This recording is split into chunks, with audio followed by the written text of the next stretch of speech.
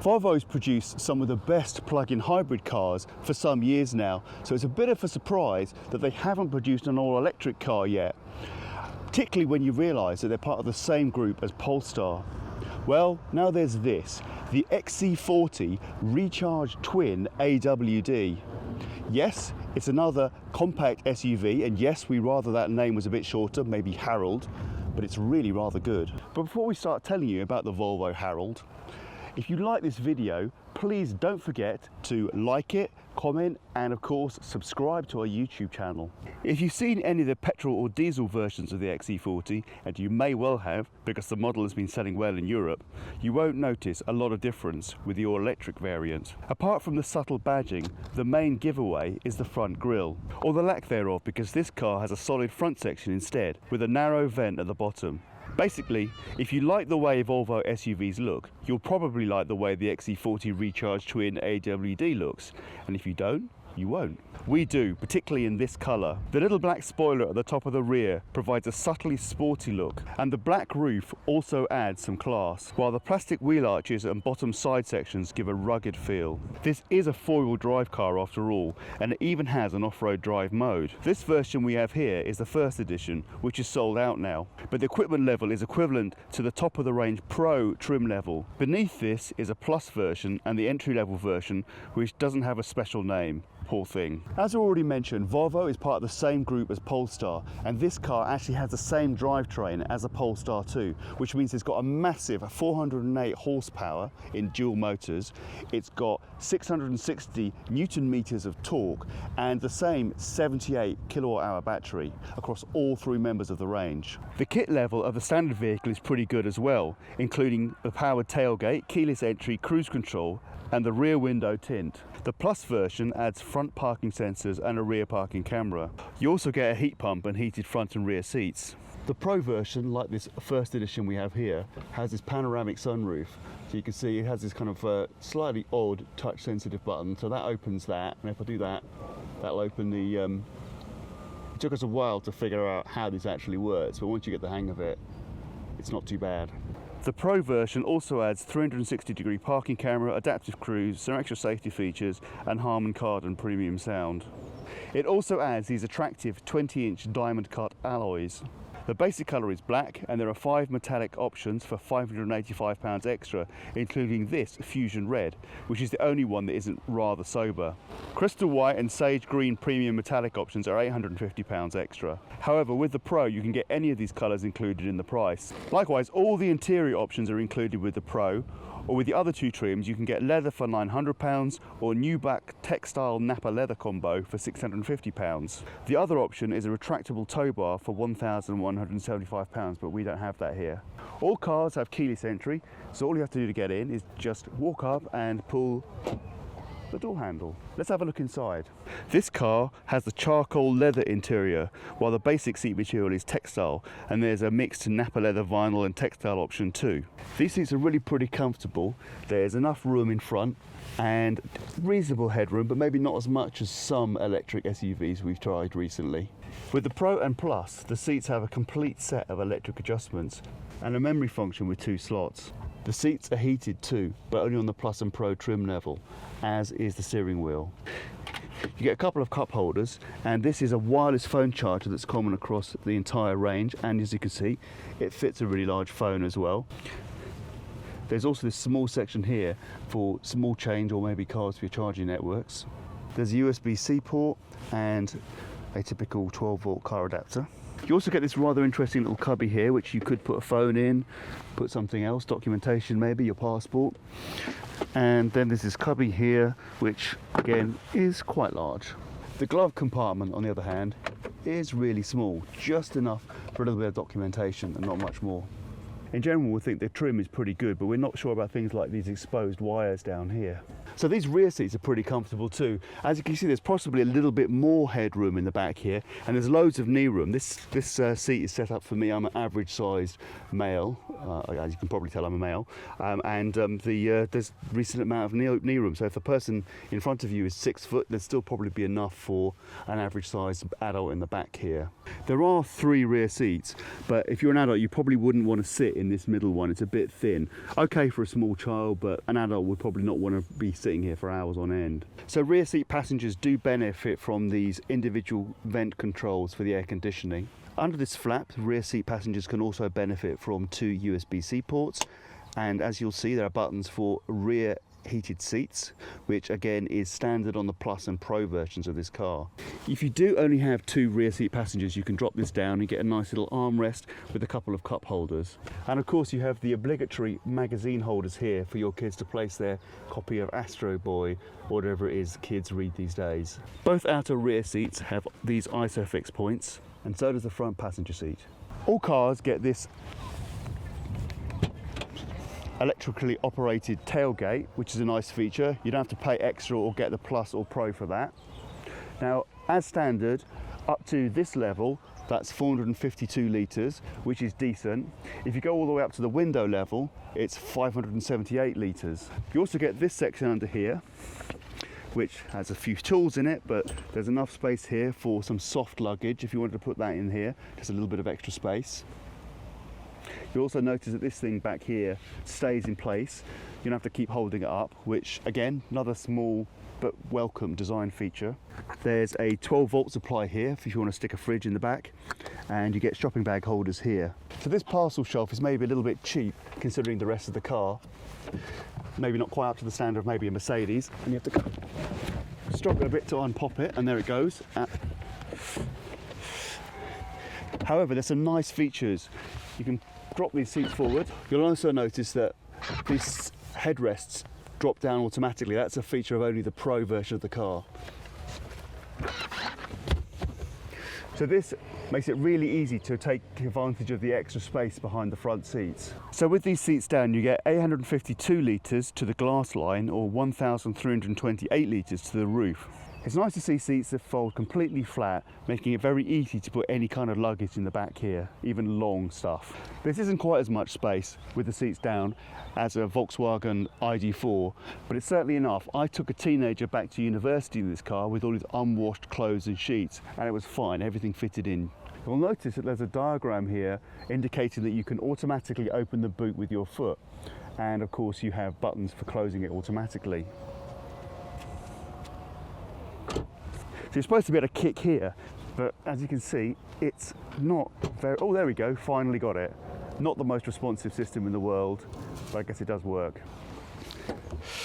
Now, under the bonnet, this may look like an engine cover, but it's actually a small frunk, perfect for putting your charging cables in. Unfortunately, this probably isn't big enough to put a small child or animal in.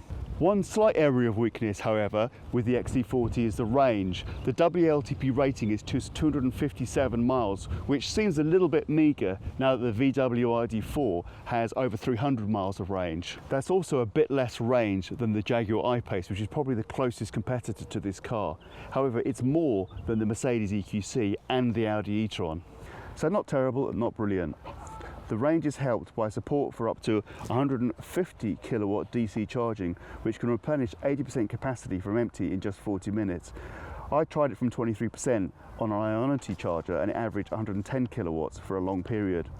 AC charging is supported up to 11 kilowatts, which takes 7 hours for a full charge.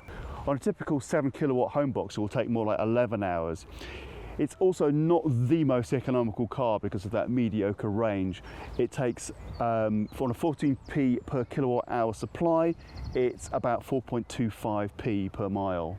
The ID4 has a similar size battery and quite a bit more range, so that's a lot more economical car. A lot of readers have asked us to show you the car's charging, but unfortunately, in this massive array of BP Pulse chargers, about 16 of them, none of them work, so we can't do that. Come on BP, sort your lives out. The XC40 has a very standard car feel inside, which for a lot of people is probably a good thing. However, we do like the fact you can just sit down, press the brake pedal, and then you can just select drive and off you go. The steering wheel is very standard. You get cruise control buttons on the left. On the right is the kind of more general stuff, voice control. You've got volume controls and menu controls. And then you've got general stalks for, this one's for indicators and lights, and this one is for the windscreen wipers. I did find I had to adjust the steering wheel a fair bit to make the dashboard display fully visible. This is partly because the speed display is quite far to one side and can be obscured by the side of the steering wheel. However, although this car doesn't have a head-up display, you'll notice it does have a few different functions. This one in particular, like having the map in the middle, the speed on the left, and you've just got a few drive functions on the right, and the kind of general trip stuff at the bottom. You'll also notice that these icons, they refer to the adaptive cruise control which this car has. The range percentage is really quite small, and it's a percentage. It doesn't give you an estimate how many miles are left. The drive controls are really simple and operated by this gear stick-like affair. You pull back for drive, push forward to reverse, and there's neutral in the middle should you ever need it. There's a button for park as well. There is no separate electronic parking brake. This car doesn't actually have any different power modes, although it does have single pedal operation, which you can turn off and on. You do get some separate buttons for volume control and toggling play on your media devices, plus all importantly, controls for turning on windscreen and rear window demisting. You'll notice that the air conditioning is entirely operated via touchscreen buttons, but they're there all the time. That mitigates for the fact that they're on the touchscreen only. The XC40 used to get a bit of flack for its outdated infotainment system, but this car now has a new Android Auto version that is similar to the one in the Polestar 2. However, the interface design isn't so graphically orientated, and there's a physical home button at the bottom which calls up your favourite list. As we already pointed out, you can see the air conditioning controls are always at the bottom no matter what else is on screen. Much better than Polestar system. Press this quartet of squares and you get a menu with more functions, including the Play Store, which, if you're actually attached to Google, will let you download some apps and add them. You can also, you've got Google Assistant, so you've got voice control, which means you can give it voice commands. We found that's actually quite good for the satellite navigation. Just to point that out, satellite navigation is actually Google Maps, and it has a pretty comprehensive traffic and points of interest. So you can see it's showing all those chargers that don't work, all the 28 chargers that don't actually work in the current vicinity. Thank you very much, BP. So if you press this cog on the side here, you can get all the settings that are very extensive. So if you go to the driving mode, you can change how the adaptive cruise control works. One pedal drive I mentioned, that's the off-road mode that I talked about. What you can adjust the steering mode whether it's firm or light. Charging, so you can set what percentage of charging and how many amps you use. It doesn't tell you very much more than that, though. I think this needs a little bit more information, frankly. Sound. This car has the premium speaker system, and you can adjust how the different passengers hear that. And connectivity, there's a Bluetooth. This actually has a SIM with a certain amount of data allowed, or you can connect it to Wi-Fi. In theory, this has over-the-air updates like the Polestar controls. You can control, wiper service position, how the locking works, and with some of these you can actually scroll down to get more options. And finally, different applications, profiles as well. You can have different profiles and actually set up different favorites on the profiles as well. Configure how the Google works, Google Assistant, and finally set language, date and time. So those profiles I talked about, those can be locked into different keys, so different people can have a different setup depending on the key that they're using. So overall, maybe not as funky looking as the Polestar 2's interface, but in some ways more functional and easier to use. So that 408 horsepower, 660 Newton meter engine is pretty potent. And it's the first thing you notice when you let the XC40 stretch its legs, which I'm not going to do right now because I'm in a car park. That is twice as much as the ID4 for a car that weighs about the same. So you can imagine this is a pretty quick car. 0 to 60 is dispatched in 4.7 seconds, which isn't as fast as a Polestar 2. However, it is faster than a Tesla Model Y long range. It's also a couple of tenths of a second slower than a Jaguar I-Pace, although you probably wouldn't notice much of the time. Either way, this car is brutally quick in a straight line, which we can't show you because we're driving down a 10 miles per hour limit road. You will need to pay attention when you're driving on a motorway. So although this car's top speed is limited to 112 miles per hour, even when you're doing 70, there's still plenty of torque and acceleration available, which means that you can easily break the speed limit if you're not careful. Volvo's compact modular architecture drivetrain is designed for fossil fuel cars as well as electric. However, they've been really smart, and in the electric versions the batteries are still below the floor, which means that the weight distribution is low and evenly spaced front and back. This makes the handling better than you expect for a 2.1 ton SUV. It doesn't corner like a Tesla Model 3, but this is still a fast and fun car to drive. I have to say the huge torque and acceleration are addictive, even in a short space like this. Let's just feel that acceleration. Right, that was just a 50 because that's the limit here, but you probably noticed my cameraman going backwards there because there's a lot of torque and acceleration in this car. It's also pretty smooth around city streets. The suspension is firm, but the ride is comfortable. Overall, this is a great driving experience. Given this is a Volvo, you'd expect safety to be a top priority. As standard, there's pedestrian and cycle detection, forward collision warning, and auto braking. There's lane keeping and mitigation, and road sign detection and display. The Plus version doesn't add anything to this, but the Pro version adds the driver awareness pack. That includes blind spot detection, steering assistance, and cross-traffic alert. Another thing we haven't seen on many other cars is rear collision warning and mitigation. In other words, whichever XC40 you buy, it'll be a pretty safe car. The Pro version is also the only version that has adaptive cruise control. All the other ones just have standard cruise control. The adaptive cruise control, though, includes a mild auto steer, a bit like a Tesla, so you can just let it drive for you, but you do have to keep your hands on the steering wheel at the same time. Essentially, this car will corner for you on motorways, which is great for average speed zones. So let's go through the pricing of those three models. The basic XC40 Recharge Twin AWD, yeah, I'm going to call them Harold again, that's a bit of a mouthful. That's just under £50,000. Step up to the Plus and it's just under £53,000, but if you have the Pro version, which is equivalent to the first edition we have here, that is £56,700. That is a lot of money when you realise that the basic petrol version of the XC40 is about half that price. However, the all-electric XC40 should be seen as a direct competitor to the Jaguar I-Pace, the Mercedes EQC, and maybe the Audi e-tron, all of which are much more expensive. The I-Pace is slightly faster and has quite a bit more range, but the Volvo has a similar quality pedigree, but for a lot less money. Meanwhile, the Mercedes is slower and has less range, and so does the e-tron. The Tesla Model Y could come and undercut everything, but it won't be in Europe for at least another year. So although this car couldn't really be regarded as great value, you do get a lot for your money in the luxury class. Another thing worth pointing out is that Volvo is actually not expecting to sell very many of these cars outright. It's actually expecting a lot of people to use its new subscription service. Now this car, the basic version is $649 a month, and the Pro version is $749 a month. Subscription services do seem to be gaining in popularity. We're going to be bringing you a review of the Onto service in a couple of weeks, and people do seem to be wanting to take advantage of being able to hand back a car when they feel like it. So just to finish off, let's take a look at that 360-degree parking camera which you get with the Pro version of this car.